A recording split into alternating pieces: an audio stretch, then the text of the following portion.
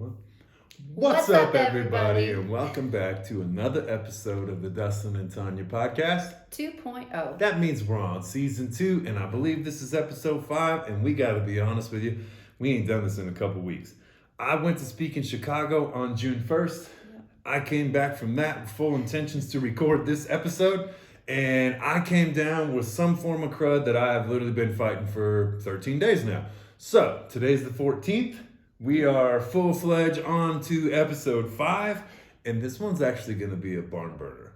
Good one. Every morning, I spend time in study, reading the Bible, praying. I call it Prime. I'm about to come out with something, so keep your ears peeled for that. But I have been reading a book called Chop Wood, Carry Water, A Guide to Finding Spiritual Fulfillment in Everyday Life. It looks like this. If you are looking for a book, there are several different versions of Chop Wood, Carry Water on Amazon. This is the one that I am reading, not the one with the blue cover and the yellow writing, just so everybody's clear. But inside of this book, it uses people's experiences, it uses doctors' references, it uses all kinds of things. And this particular part was on relationships. And obviously we talk a lot about relationships on here and some of the things that we've experienced. And so I wanted to share this with you guys because I've never had anything make more sense in our relationship than this little snippet from this book. So this lady, her name is Susan Campbell. She is a couples therapist, and she wrote a book called The Couple's Journey. So inside Chop Wood, Carry Water, they used a snippet of Susan Campbell's writing of the couple's journey, and it literally was just a snippet, and it talks about the 5 stages of a relationship. And I was like, oh yeah, this will be great. I'm sure this lady knows everything that she's talking about. And as I'm reading it, I'm like, holy cow, we literally have been through all 5 stages of this.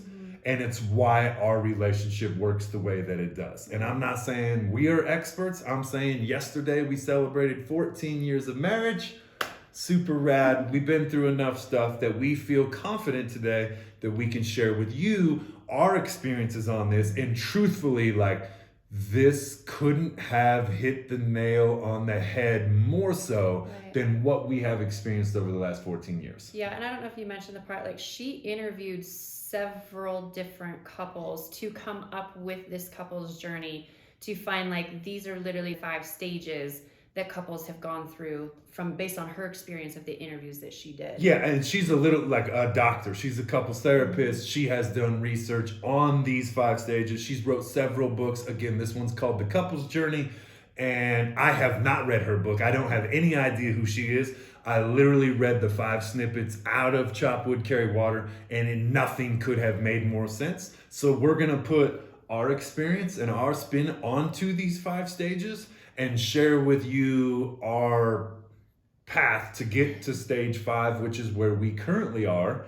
and how it's stage 5, but now I see the other 4 as steps that we still intertwine with and still work with today to remain at stage 5. Yeah, and I think, like, that's the whole premise of it, is that, like, just because you go through the stages, just like with anything, like if you talk about, like, health and fitness, you start with steps, but you have to continue to do them to be where you are at. And it's the same with this. Like, every day you got to work through and make sure you're doing these things so you can stay at the stage that you're in. I'm so glad that you used health and fitness, because, like, once you get a 6-pack, you don't stop eating healthy and exercising. Right. Like, oh, you made it there to stage 5. Like, no, now you still have to keep doing it to even maintain that. So this is going to be steps that you can take, or stages that you can go through, or see where you were at along the way.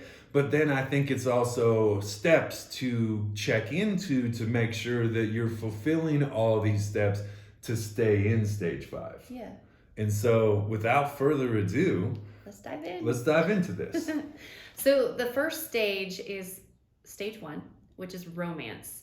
And when you think about this is where relationships begin, right? You find somebody, you have that romantic encounter, and you kind of build off of it to, like, consider if this romance is going to continue forward. Yeah. And it's about, having the pleasure of being with somebody They bring you joy, they bring you happiness. There's, maybe, obviously some love with it. And you do things to keep the other person happy and to keep yourself happy, because I want to spend all my time with you. I want to romance you. I want to do life with you, and things feel good. You have the butterfly feelings and all of those things. And so that's the very first stage of a couple's journey. Yeah, so for me, like, this is what I would call the honeymoon phase. It's like where you're doing everything you can to make sure that everything is cool in the relationship. You're going on dates, you're trimming your beard, you're sending the text messages every back morning, and forth. you're doing all the cute stuff, the flowers and the notes and all those things, which is funny because literally, like, I just got done trimming my beard. I'm literally looking at flowers that I picked for you the other day, and all I can think about is all the sticky notes on the fridge. So in stage one, I can see where stage one is still relevant in our life, because we have to focus on dating each other. We have to focus on being happy and having comfort and being pleasured, like, right? This is where the beginning, the foundation, the basis of your relationship starts. Right. And everybody knows that, like, the foundation is the most important part of anything. So this is number one. It's like the honeymoon phase. It's the good part. Now there is a sort of a bad part to phase one, and that is doing things because you know that you're going to get a reward for it later, or you're not going to cause any commotion. Yeah. So, like, I think about, like, as I look at this stage of our romance, right? Like, we did the doing what you could to make it exciting and fresh, but I also remember in that stage denying feelings of what I was feeling, because I didn't want to cause any kind of contention. I didn't want to disrupt or make you upset, because I wanted to make sure that, like, we were still good, so that we would be on the same level and, have an intimate relationship. I didn't want to mess that up. Yeah, for sure. And that's where we find ourselves, like, not speaking up when hey, like, you've had too much to drink, maybe we should get a taxi or an Uber or whatever it is, it's whatever, right? But you don't want to say that because it's like, I don't want to cause any contention. Not that I don't want to hurt his feelings. Feelings. Exactly. Or, it's just situations where you're unwilling to say or unwilling to do what you feel in your heart. It is maybe something that you should say, or maybe a direction that you should point the other person, but you just don't do it because it's like, we woke up this morning and we had sex and it was great, and this afternoon we're going to go on a picnic. So between sex and a picnic, I don't really want to say, hey, just because it's Saturday doesn't mean that we should start day drinking. Yeah. Or whatever. Like, I don't even know why I'm using drinking, but mostly because our romance stage, like, we were drinking a lot. It started with drinking. Yeah. And so it's like, did we day drink? Did we drink and drive? Did we do these? Like, absolutely. But, like, have we had a better relationship had either one of us had the nerve or the gall to say, hey, maybe this isn't the greatest idea. Maybe we could do it something different or do it a different way. Yeah. And that's like the yin and yang side of it. It's like, over here, we're celebrating, we're loving, we're doing all these great things. But over here, we're almost like, oh, I know I should say something, but I'm not going to. Keep my mouth because shut. I don't, I've been looking for a man, or I've been looking for a woman for this long, and I just don't want to ruin this by saying, hey, we shouldn't be doing this. It's really not that big of a deal. It's not that big of a deal. Yeah, except for 15 minutes later, he gets a DUI, or you get a DUI, or, and now it's like, well, that's a $15,000 big deal. Yeah. And all it would have taken was you to say, maybe we shouldn't do that. Or if you even think about, like, something as simple as, like, man, I wish he would pick his stuff up around the house instead of just throwing it all over. It's not a big deal. I'll just do it. I'll pick it up. But that buildup over time of just like, oh, it's no big deal. But inside you're like, man, that drives me the freaking nuts. And this guy, like, I am sick and tired of him not picking up his crap. So then as that builds and builds and builds, you have this situation where it all just explodes because you held on to that and you didn't have the gall to say anything in the first place. Which is perfect, because I believe that takes us into stage 2. Yeah. That was a perfect example, which, holding that bottled in pressure, not saying what you should when you should is so important, because if you hold on to it for 6 months and now all of a sudden, we're not really dating no more, and old beard over there is now all crusty, and the flowers haven't showed up for months, and there's no more sticky notes, The text and the text messages are slowing down, whatever. And now it's like, okay, honeymoon phase might be over. And now we're in this like stage 2, which is called the power struggle. And this is where I really want to be honest with you. In this book, it literally states that like most couples, it wasn't a percentage or anything, like it literally said most couples never leave the power struggle stage. So we're going to focus a lot on this stage 2 because we had power struggles. We have went to war during the power struggle, and I now see in several different couples in our relationship all over the board how we were stuck in the power struggle and how important this power struggle really is. So stage 2 is the power struggle, and I believe it you led perfectly into it. Now we're 6 months in, now we're not having sex in the morning, and we're not going on a picnic in the afternoon, and now your crap's still laying over on the floor.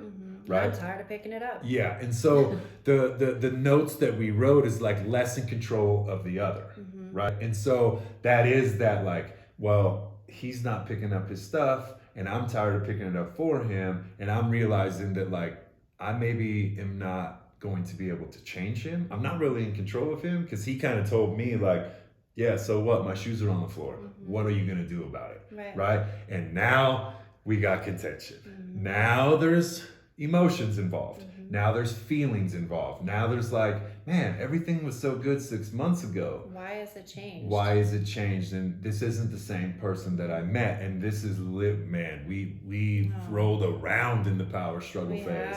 And it's so hard to see your way out of. Yeah. So the other part, it says less in love. And it's like, it's not necessarily that you're less in love, it's that the world showed up. Yeah. You now have work.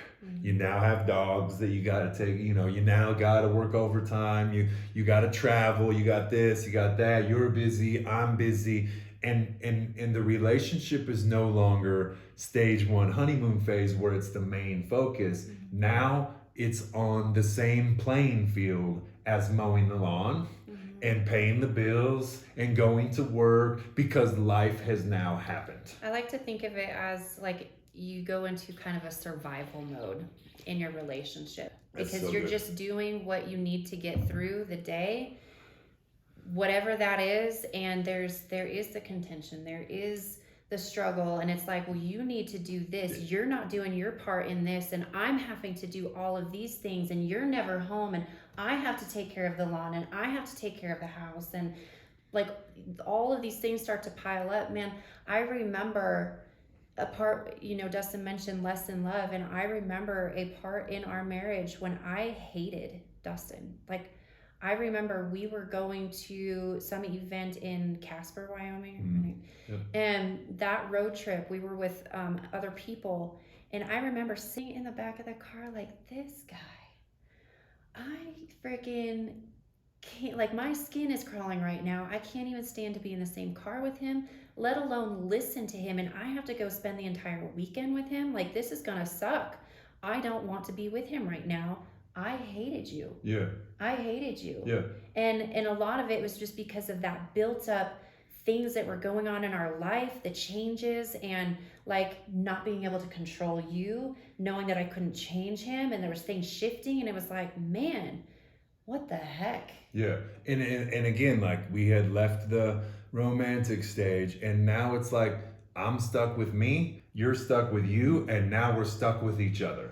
And ultimately, like during this power struggle, we became roommates. We did. And that means like our intimacy stopped, our dating stopped, our doing anything more than like Netflix and chill. And I don't mean like the Netflix and chill that everybody talks about. I mean, you like, sit in your recliner, I'll sit on the couch, we'll order a pizza and we'll watch some Netflix. Yeah, and we'll knuckle pound before we go to bed. Yeah. Because we had found ourselves stuck in each other's crap together. Yeah. Right? And I know we've shared that before, that we like brought in each other's crap and then smothered it all over each other. Right. And that was in the midst of the power struggle. So not only is she hating me, I'm also like full of ego and pride and all this stuff. And so as she's saying like, hey, pick your crap up, I'm like, I ain't picking nothing up. Like, if you want to clean it up, you can clean it up, right? Or how about, why is the laundry not done? Or, man, the dishes sure seem to be piling up, right? And it became like you versus I. It was like, well, you need to do this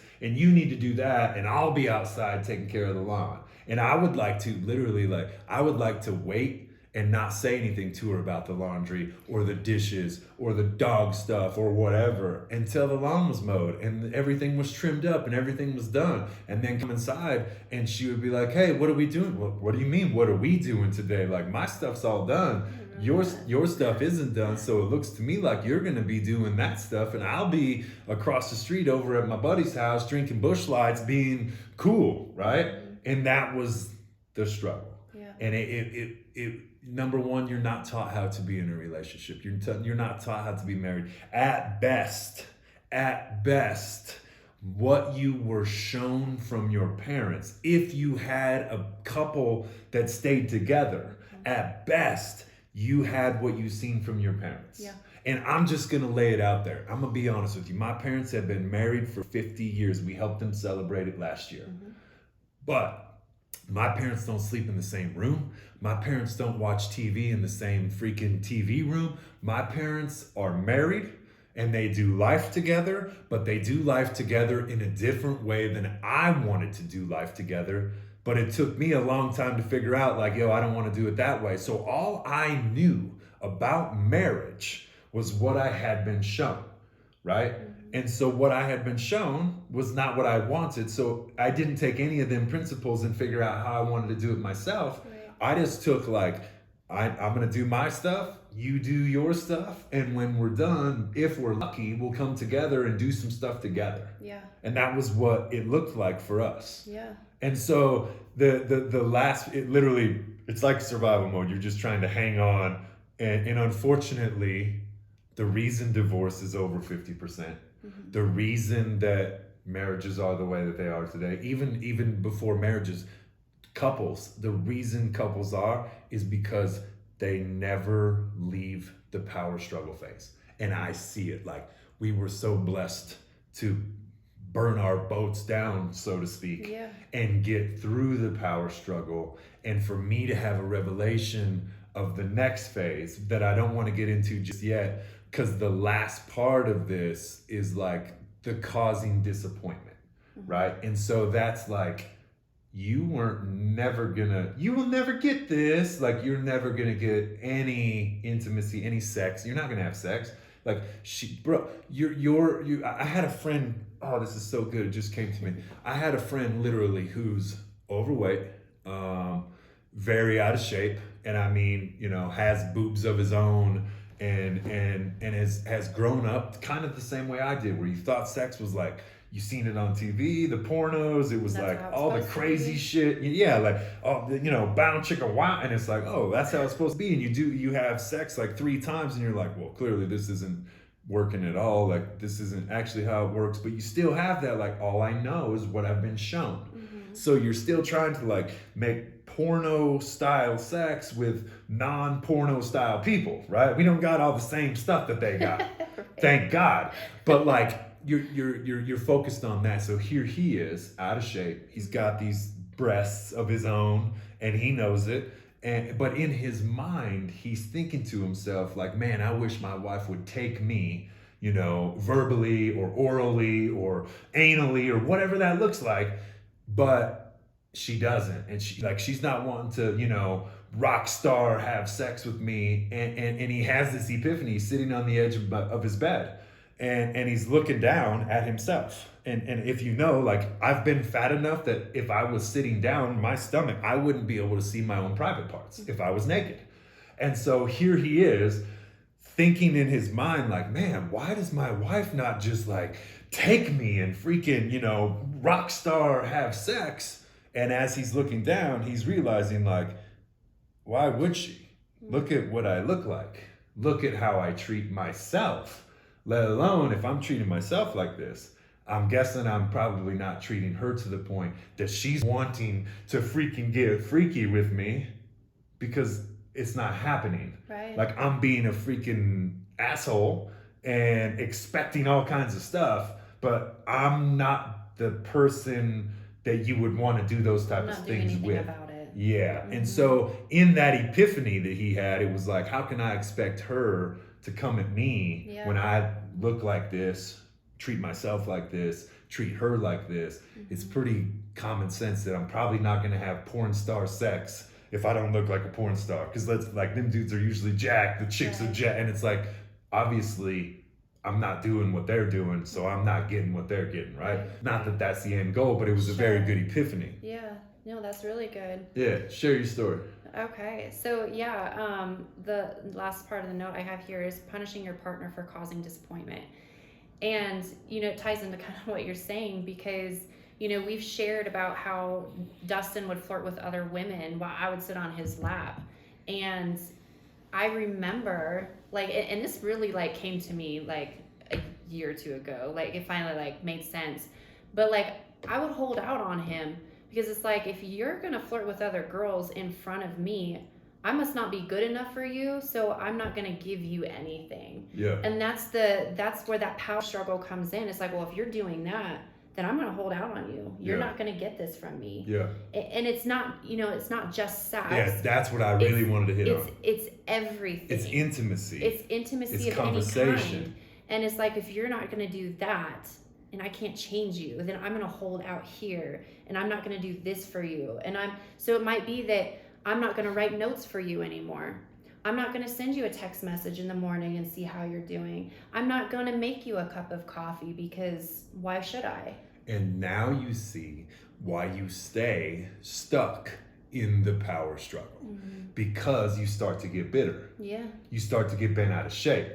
It's like, this son of a bitch went and mowed the lawn and did the weed eating. He was done by 8 a.m. so that he could get on his motorcycle and take off, and left me at home doing all this crap. Well, when he gets home, I'm not going to give him none at all. Be mad at him. I'm going to be mad at him. I'm going to give him a cold shoulder. And then tomorrow, I'm going to start the same thing, and you're going to do the same, and then I'm going to do, and then you're going to do, and I'm going to do. And as long as that cycle continues in division, which is what the devil wants in relationships, is division. As long as I can keep you divided, as long as I can keep you keeping a little bit from him, and as long as I can keep him keeping a little bit from her, I can guarantee that these two dinglings will be stuck in power struggle for the rest of their lives. And then the devil doesn't have to do anything because the two dinglings will take care of it themselves. And I'm admitting I was king dingling, period. So I have a story.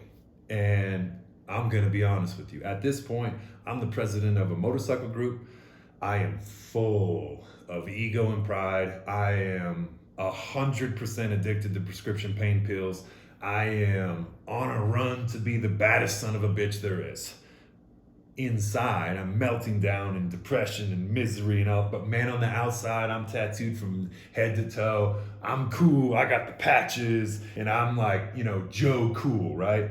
So, literally patches. I needed to deliver a bunch of patches this day. And I, the night before, told Tonya, we are leaving at 6:30 a.m. And I meant that. I'm leaving at 6:30. And so, we go to bed, and I wake up at 5:30 the next day to have breakfast, shower, get myself ready, because I'm literally probably going to ride I think we ended up riding 1,000 miles that day.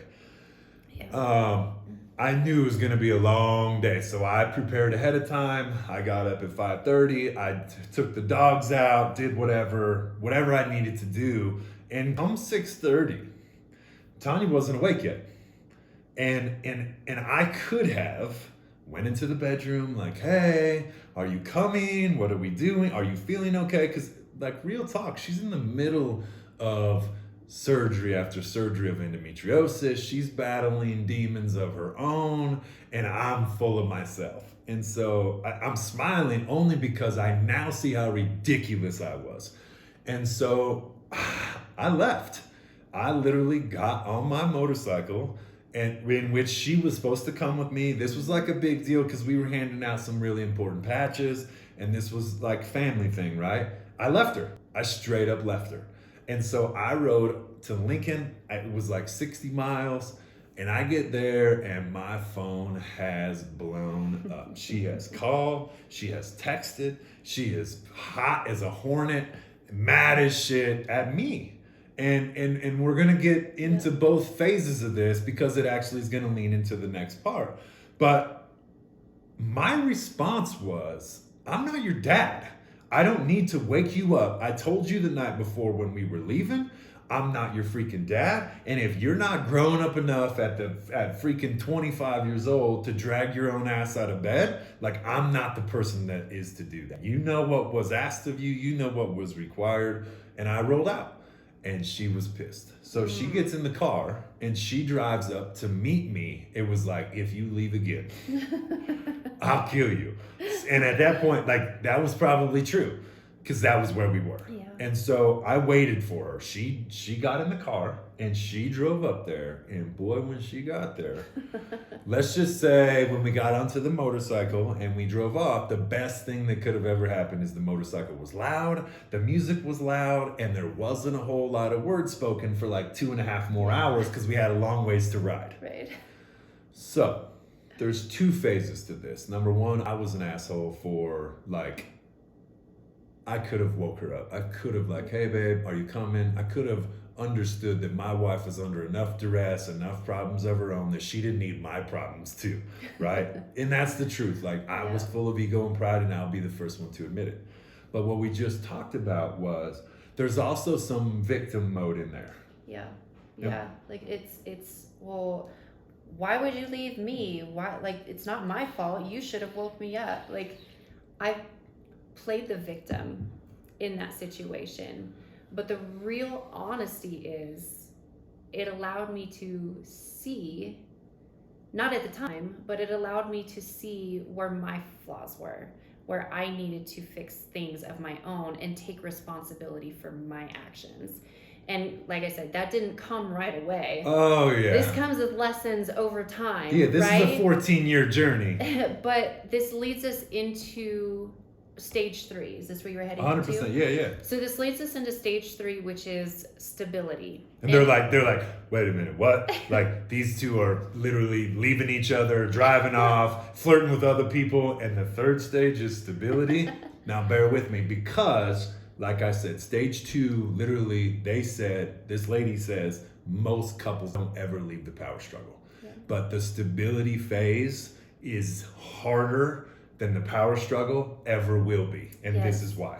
So stability, this stage is basically where you learn to see your partner and the things that go on is a direct reflection. You are a mirror to each other. So seeing in that situation that Dustin just spoke about, that allowed me over time to realize, like, wow, I am an adult. He's not my dad. He's not my dad. I have to take responsibility. So when he says, get up, we are leaving at 6:30, it's on me. I don't rely on him to be the one to wake me up. Like, I'm my own person. And so seeing that his reaction is because it caused me to see the mirror of, hey, you need to take responsibility. So although, yes, he was an asshole. Yes, there was some power struggle and there were some words, but it also was like, dang, where do I need to grow in this situation? Yeah. Where do I need to fix things on my own? How is this part of my fault too? And I think the greatest epiphany that I've ever had, or revelation that God has granted me, is this. And that is that everything that annoys you about your partner is actually a mirrored reflection of you. So somewhere in there, what you see or what annoys you is actually inside of you. So the things that irritated me about her were things that I needed to fix about myself. Like I said, I wasn't her dad, and I didn't need to be a cocky asshole. But like, she also has an alarm clock on the phone that I pay for, right? And I mean, like, that was the type of stuff, like, I pay for your cell phone and you don't even use the alarm clock. Like, that type of stuff is what kept us in that power struggle for years. I'm not telling you we learned this lesson that weekend. No, I'm saying this has been a 14-year journey. And if I would have read this book 5 years ago, I would have been like, this is the stupidest book ever. And this is the stupidest chapter ever. but I feel like I've finally matured enough. I finally became man enough. I've finally been in this relationship long enough and understood marriage long enough that this makes so much sense. Because when I accepted stage 3, which is the stability of the relationship, I realized that everything that was wrong with our relationship was my fault. So you have to take responsibility. And everything that was wrong with my wife was what was wrong with me. So because she didn't do things the way I wanted them, it was because I needed to be doing those things that way.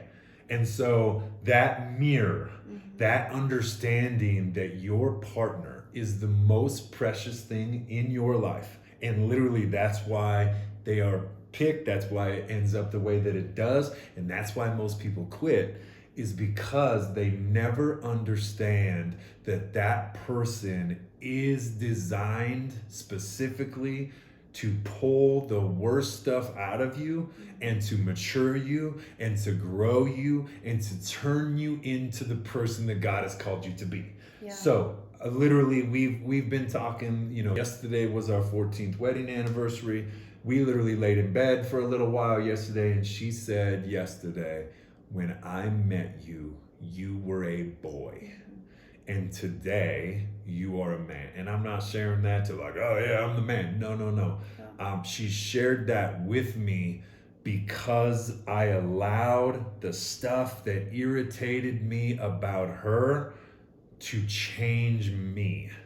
I allowed the things that mirrored back to me to actually begin to transform my life. And I allowed the most sacred, personal relationship, the person who I've said my vows to, the person who I've literally been through every vow except for death do us part, the person who I can trust with everything, the person where I'm the safest, the person that loves me the most, I also allowed to change me, to turn my heart, to help me see what I needed to work on myself. And instead of pointing my finger at her, I realized that there was 4 fingers pointing back at me that I needed to fix. And as soon as I started fixing my own stuff, I no longer needed to fix anything with her because she was perfect.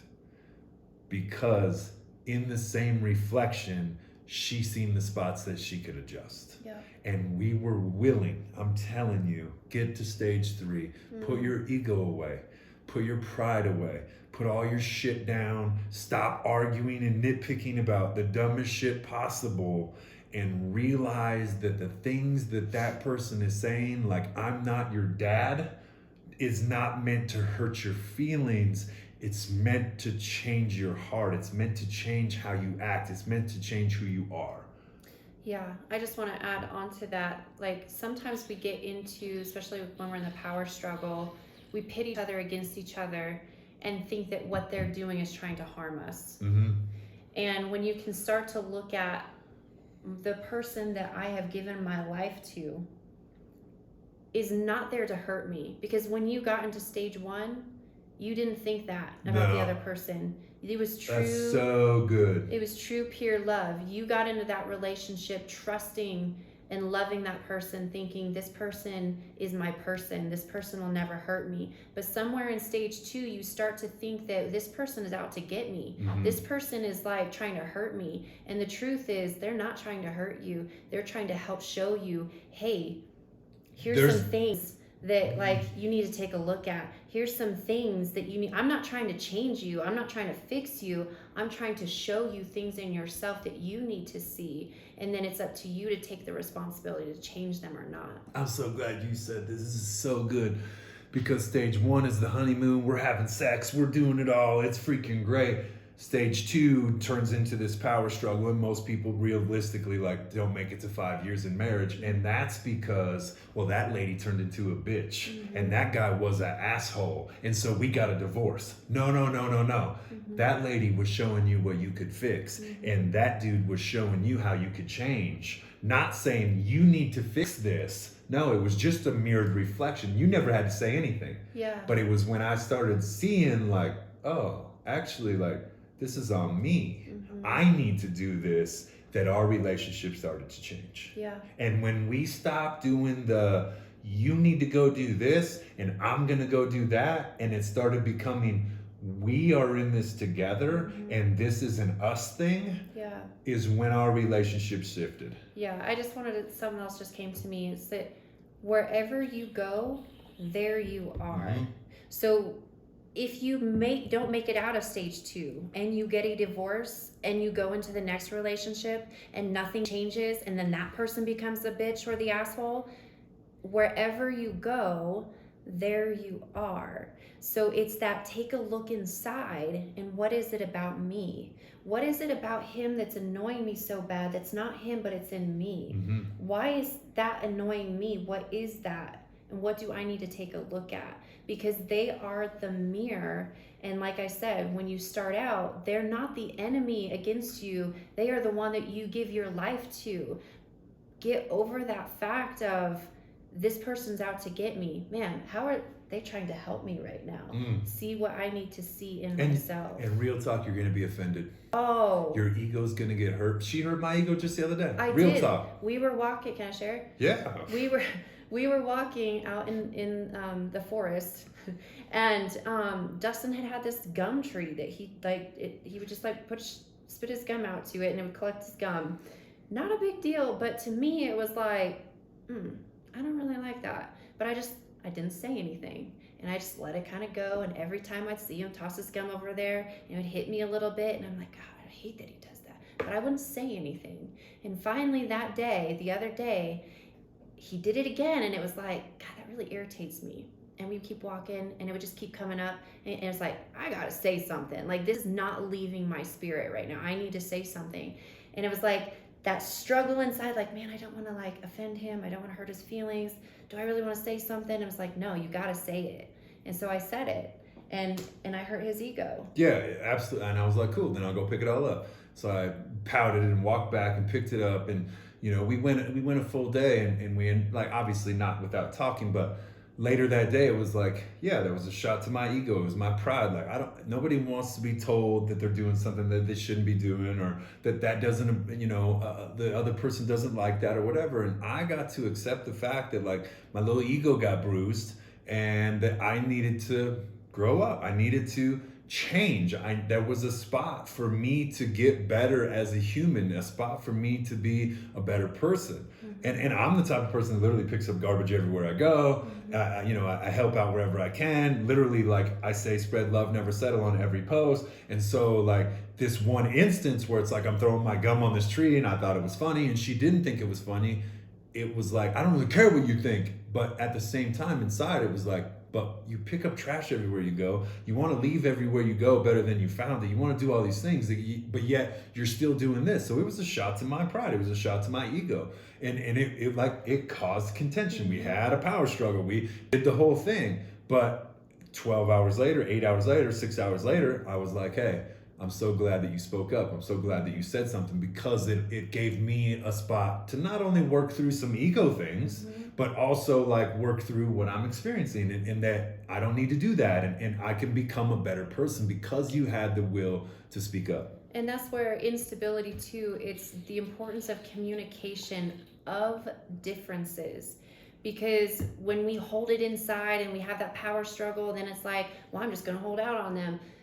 When you can learn to communicate the differences of what you're feeling, man, I don't like that you're doing that. I'm going to speak up, and we can talk about it. Yeah. We can have the communication. We have that safe space enough, and we know each other well enough now. We've worked through some things that it's okay. We can talk through these differences. We might be silent from the situation for maybe a few minutes or an hour, but we will come back to it, and we will discuss it and see each other's point of view, so then we can let it go and move on. Yeah, and then you're not stuck with that contention. You build it up for 6 months, and then when the shoes are on the floor again, you just lose your mind because of the gum tree. It has nothing to do with the shoes. Right. Which is so good if you can literally put your ego and pride aside and understand that it's from the heart, that they're literally not trying to change you. They're showing you how you can become a better person. on your own. Like, she didn't say, go pick up that gum. It was like, hey, I don't like that you do that. And in my, it was like, well, then I need to go pick up this gum because I pick up trash everywhere. Why would you do that? And it allowed me to like work through the whole process of go pick up the gum, right? Yeah. So stage 3 is so important, and you can see why it's so hard to get to, because you have to take the gloves off. You have to take the fingers down. You have to put your pride and ego aside, and you have to understand that your wife or husband or boyfriend or girlfriend or whatever you do is literally helping you see that you have room to grow and become a better person or the best version of yourself. And if you can accept that, then you will begin to grow together, which is literally stage 4, the commitment stage, being committed to see each other as a team and grow together. So how do we grow together? Literally by saying, hey, the gum thing, me like doing it, but then coming back together and like, hey, thank you for calling me out. Thank you for showing me where I can change.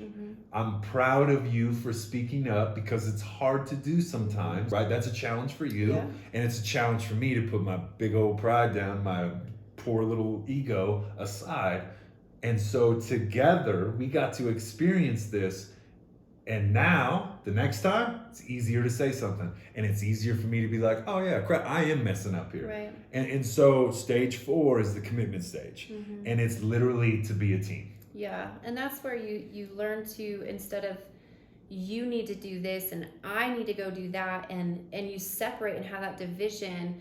The biggest switch for Dustin and I was when we switched from you and I to we and us in everything. And so like even in our daily house chores, you know, like it's not I'm the woman, I do the dishes and I do the laundry and you go do the guy stuff outside. It's no, how can we come, like, I see the sink is full, cool. He's gonna, you know, if he sees it, he'll go do the dishes. Yeah. If we owned a house, if I seen that the yard need mowed, I'd go out and do it. The trash needs taken out. When you see it, you know that like you're working together for a common goal, and it's not so much about that's your job and this is my job. It's how can we together do the same types of tasks so we can have a common goal and reach the end together. Yeah, what I really want to say is like when we realize that if both of us work together to get the things done, that then we could go do what we wanted to do together,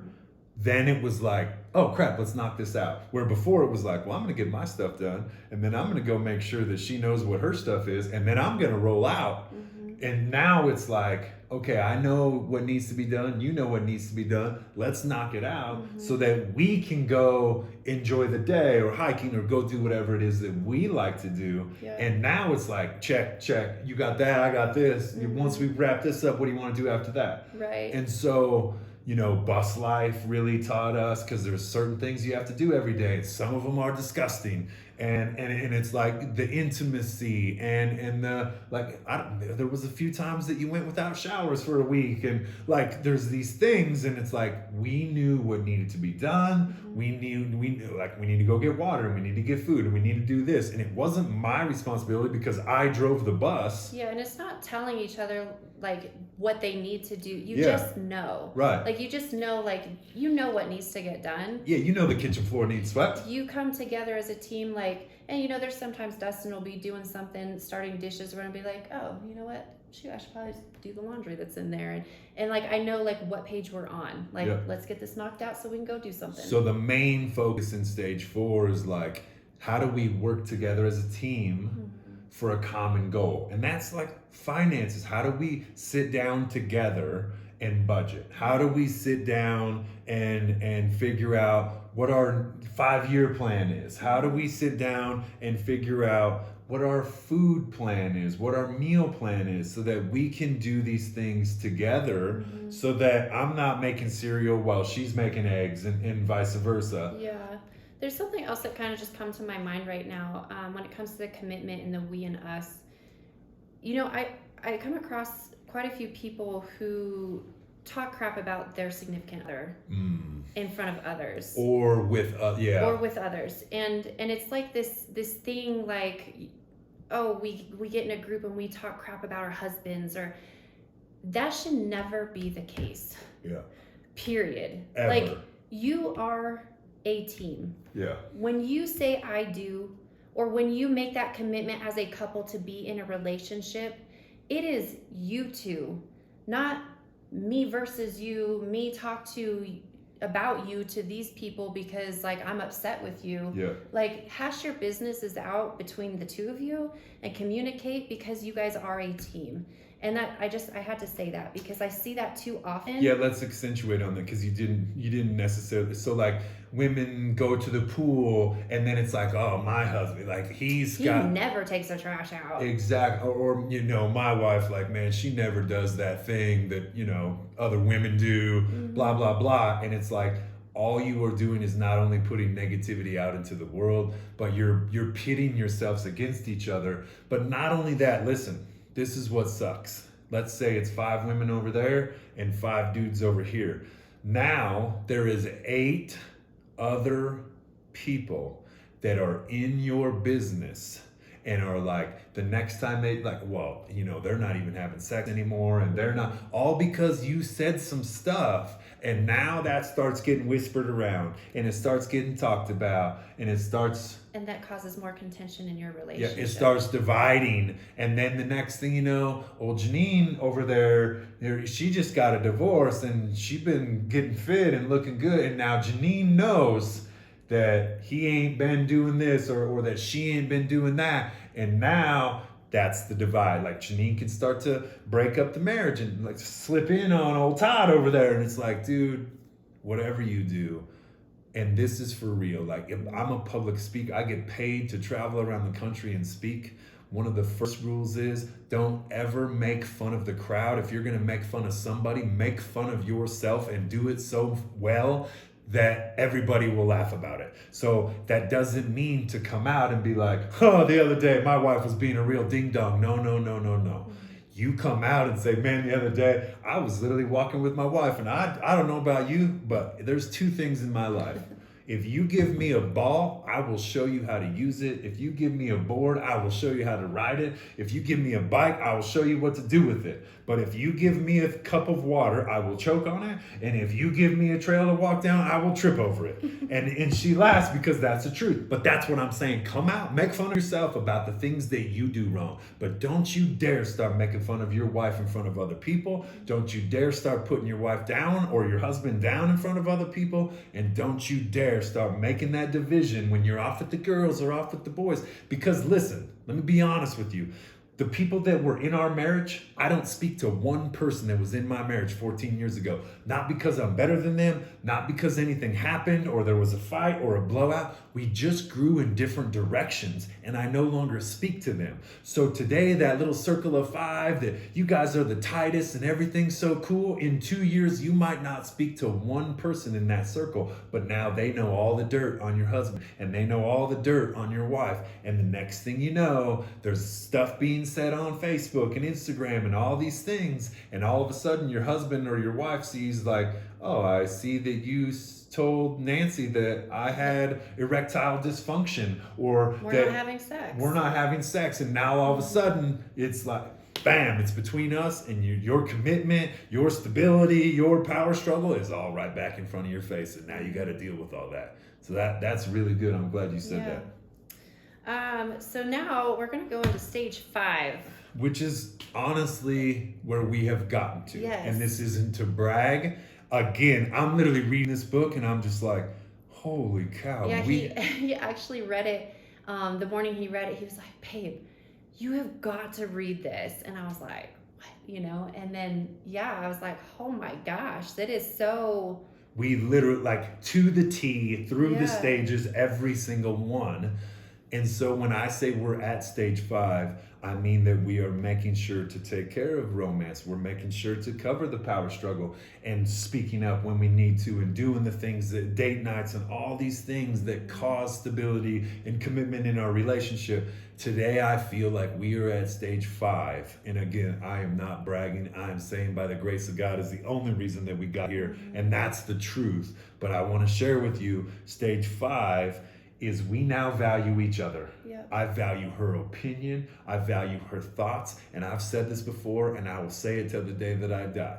I have buddies that are Navy SEALs. I have buddies that are Marine Recon. I have friends that have been to war, legitimately killed people. And if I was to go into a gunfight today and I had to pick one person, I wouldn't call any of them. I would trust my wife to do it, because not only do I value her opinion, not only do I value her skills and her love and all those things, I, number one, want to go and do everything with my wife, but I also know our communication, what we know about each other, how we move, how we speak without speaking at all, nonverbal communication.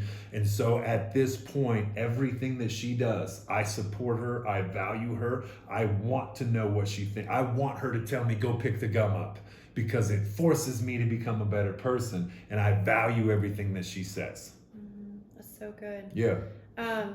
And so, did you say what stage 5 was? Stage 5 is co-creation. Co-creation. And like Dustin said, it is about valuing each other, but the biggest piece of that is that it's no longer just about him and I.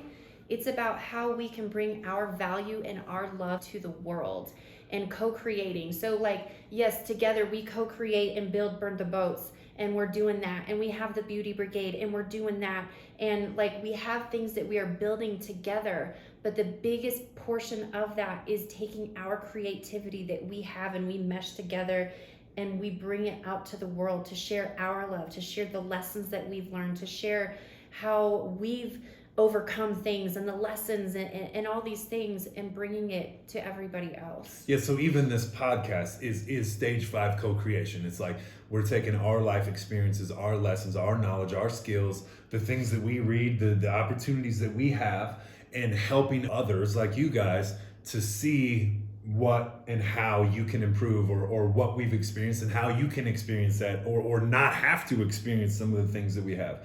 So not only is it like I do everything with it. We literally work out together, we sleep together, we ride together, we run together, and that's how I want it. That's literally stage 5 for me. But the second part of that is how we show up for the world, and how we shine our light, and how we give our love to the world through the earrings that you make, or the bracelets that you make, or the t-shirts that we design, or the message that we put out. When I go on stage and I speak, one of the first things I do is thank the person for bringing me there, because somebody put their balls on the line to have an event, or to bring people together. And that's hard. When you do your own thing, or run your own events, it's a challenge. It's usually money out of your own pocket. It's usually a large investment of time and resources. And so the first thing I do is thank the person who put the whole event on, and I make everybody stand up and give them a round of applause, because if it wasn't for that person, they wouldn't be there. And the second thing that comes out of my mouth is I make everybody give Tonya a round of applause, because if it wasn't for her, I wouldn't be the man that I am.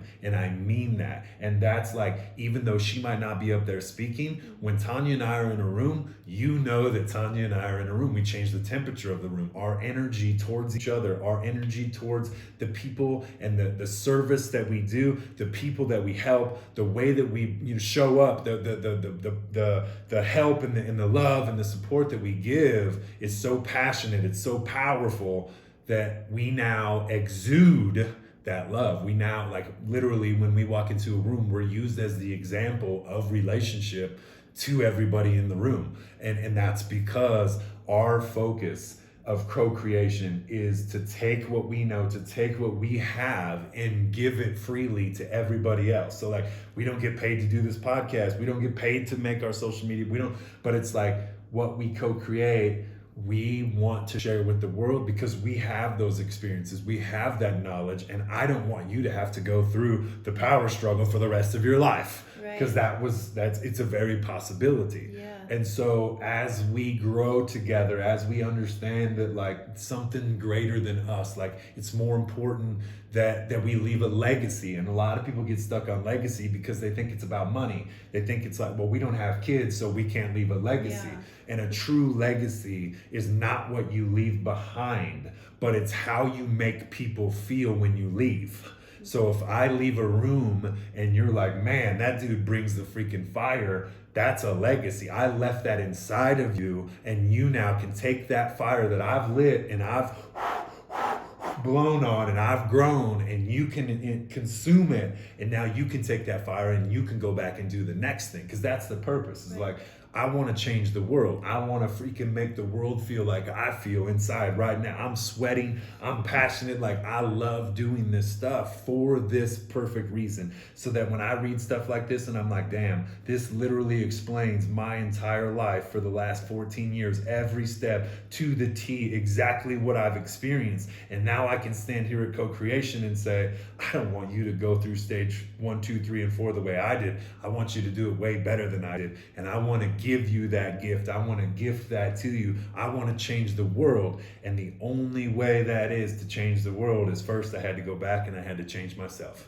And I had to become the person that my wife wanted to be with, and that my wife could trust, and safety, and that I could trust, and that I knew that I became the man and that she became the woman, and both of us helped each other do that. So today when we show up, it's not something that I did and it's not something that she did. It's something that we have done together, and when we show up together. Yeah, that's so good.